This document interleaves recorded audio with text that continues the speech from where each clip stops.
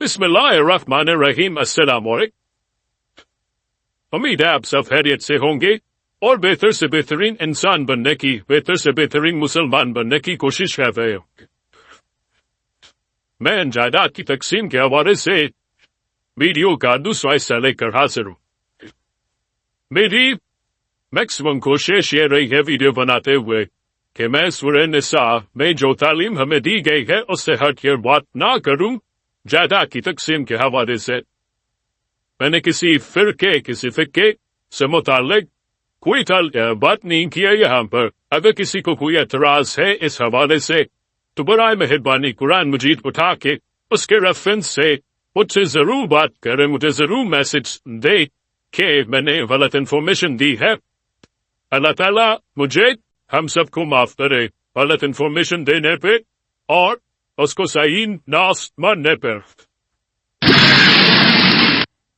پچھلی ویڈیو جس بات پر میں نے ختم کی تھی وہ یہ تھی کہ جو انتقال پانے والے کی اگر کوئی اولاد اس سے پہلے فوت ہو چکی ہے تو اس اولاد کی اولاد کو کوئی حصہ نہیں ملے گا۔ اس اولاد کا کہ حصہ جائیداد میں بنے گا ہی نہیں تو اس کی اولاد کو کوئی حصہ نہیں ملے گا۔ لیکن جو 1/3 وصیت کی جا سکتی ہے وہ انسان چاہے تو پورا بپورا اس اولاد کی اولاد کو دے دے یا اس میں سے کچھ حصہ اپنی اس اولاد کی اولاد کو دے سکتا ہے۔ اگر وفات پانے والے کا صرف ایک بیٹا تھا اور کوئی اولاد نہیں ہے، کوئی بیٹی نہیں ہے، تو اسپاؤس کی یعنی میاں یا بیوی جو بھی پیچھے وہ چھوڑ کے گیا اس کا حصہ اور والدین کا حصہ نکالنے کے بعد باقی کی پوری جائیداد اس بیٹے کو دے دی جائے گی۔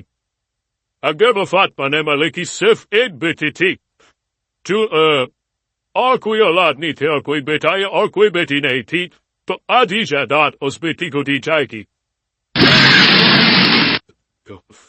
اگر انتقال پانے والے کی صرف بیٹیاں ہوں اور کوئی اولاد نہیں ہو، 2، 3، 4 جتنے بھی، تو 2/3 2/3 جائیداد ان بیٹیوں میں برابر تقسیم ہوگی۔ اس تقسیم کا اس چیز سے کچھ لینا دینا نہیں کہ کون بڑا ہے کون چھوٹا ہے، کس کے حالات کیسے ہیں، کس کا شوہر ہے کس کا نہیں ہے، ان چیزوں سے کچھ حرض نہیں۔ ان بیٹیوں میں 2/3 جائیداد برابر تقسیم ہوگی۔ اگر کوئی اپنی جائیداد کسی کو دینا چاہتا ہے تو وہ پھر اس کا ذاتی معاملہ ہے۔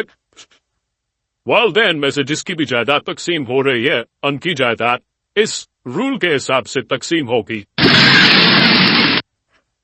اگر وفات پانے والے کا ایک بیٹا 2 بیٹیاں ہے تو جائیداد کے 4 حصے کر کے 2 حصے بیٹے کو اور ایک حصہ بیٹی کو دیا جائے گا، یعنی آدھی جائیداد بیٹے کی اور 1/4 ہر بیٹی کو ملے گا۔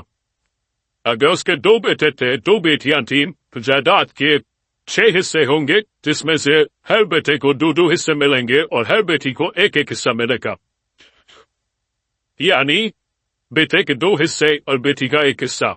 اب آگے اولاد کی تقسیم، اولاد جتنی بھی ہو، 1 بیٹا ہو 3 بیٹیاں ہو 3 بیٹے ہو 1 بیٹی ہو، اس کے حساب سے جائیداد تقسیم کی جائے گی کہ ہر بیٹے کو 2 حصے اور ہر بیٹی کو 1 حصہ ملے گا۔ آگے بڑھنے سے پہلے کائنڈلی سبسکرائب کریں، لائک کریں اور شیئر کریں۔ بہت سے لوگ اس بات پر اعتراض کرتے ہیں کہ لڑکی کو کم حصہ ملتا ہے، لڑکے کو کم زیادہ۔ لڑکی کسی کی کفالت کی ذمہ دار نہیں ہے۔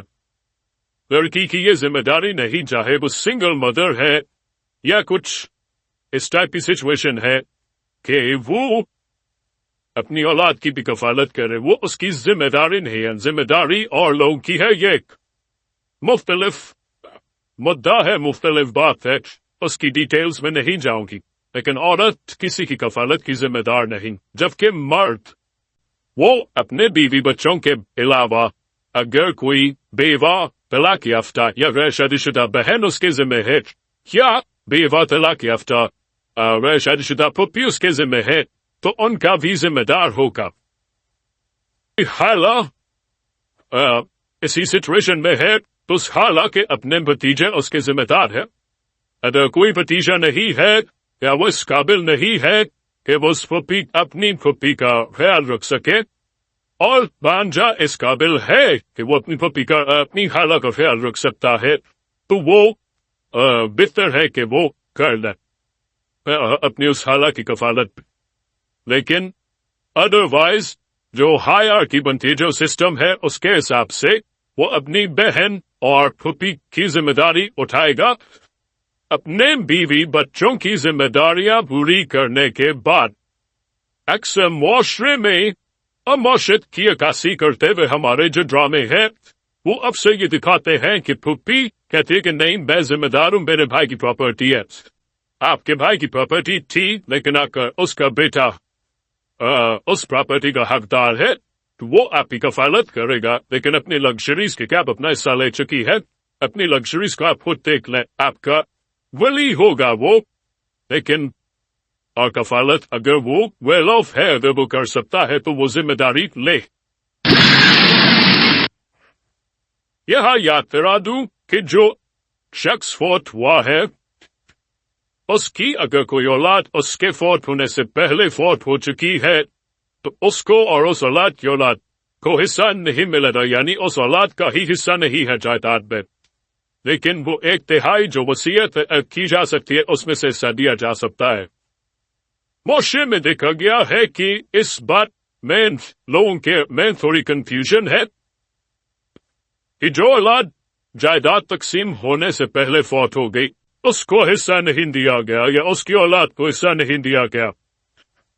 اگر ماں باپ کے فوت ہونے کے بعد کوئی اولاد فوت ہوئی ہے، جائیداد تقسیم ہونے سے پہلے اس اولاد کا حصہ بنتا ہے، اس کی اولاد کا حصہ بنتا ہے، اس اولاد کی اولاد کا حصہ بنتا ہے. تو خیال رکھیں جائیداد تقسیم کرنا بھی ہمارے رزق کو، ہماری کمائی کو، ہماری اس پرٹیکولر اس مخصوص جو ہمیں پراپرٹی مل رہی ہے، جو جائیداد ہمیں مل رہی ہے، اس کو حلال یا حرام کرتا ہے. اس چیز کا خیال رکھیں.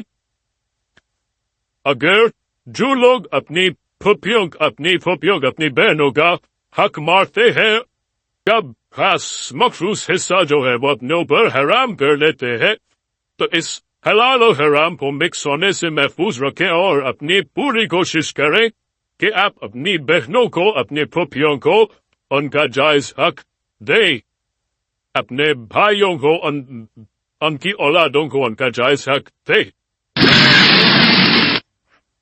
جو لے پالک اولاد ہوتی ہے، گود لی ہوئی اولاد ہوتی ہے، اس کا جائیداد میں کوئی حصہ نہیں ہوتا.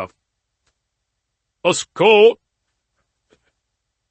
کو لیکن جو 1/3 وصیت کی جا سکتی ہے اس میں سے حصہ دیا جا سکتا ہے. تو یاد رہے لے پالک اولاد جائیداد کی حقدار نہیں ہوتی. اس بات کے ساتھ ہی ویڈیو کا اختتام کرتی ہوں. کوئی بات غلط میں نے بیان کی ہو تو مجھے کمنٹس میں ضرور بتا دیں. اپنا بہت سارا خیال رکھیں. سب دین پہ چلنے کی اپنی طرح سے پوری کوشش کریں. شکریہ.